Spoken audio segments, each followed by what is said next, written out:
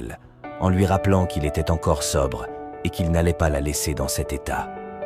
Caleb souleva Véronica avec douceur et la guida jusqu'à sa voiture. Il ouvrit la portière, l'aida à s'installer confortablement, puis monta à son tour, prenant place derrière le volant. Lorsqu'il lui demanda si elle se sentait bien, elle répondit d'une voix faible qu'elle ne se sentait pas du tout bien. Caleb démarra le moteur et ils prirent la route. Sur le chemin, Caleb lui proposa de la déposer chez une amie, quelqu'un chez qui elle pourrait passer la nuit. Véronica, le regard sombre, lui expliqua qu'elle n'avait personne. Elle venait tout juste d'être expulsée. Caleb, un peu perturbé, lui demanda alors où il pourrait la déposer pour la nuit. Mais, visiblement mal en point, elle lui fit un geste précipité en direction de la porte. Elle était sur le point de vomir.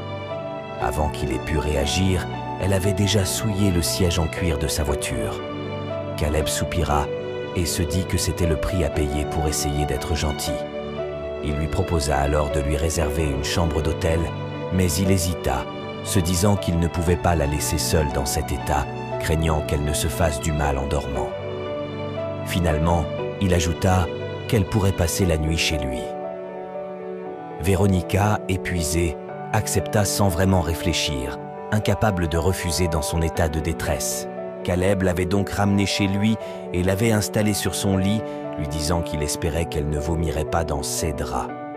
Véronica n'était pas du genre à croire aux contes de fées, c'était une leçon qu'elle avait vite apprise. Mais en se réveillant dans cet appartement, c'était presque comme si elle était dans un rêve. Elle trouvait l'appartement immense et la vue était à couper le souffle. Elle en restait bouche bée, réalisant qu'elle n'avait jamais vu quelque chose d'aussi grandiose.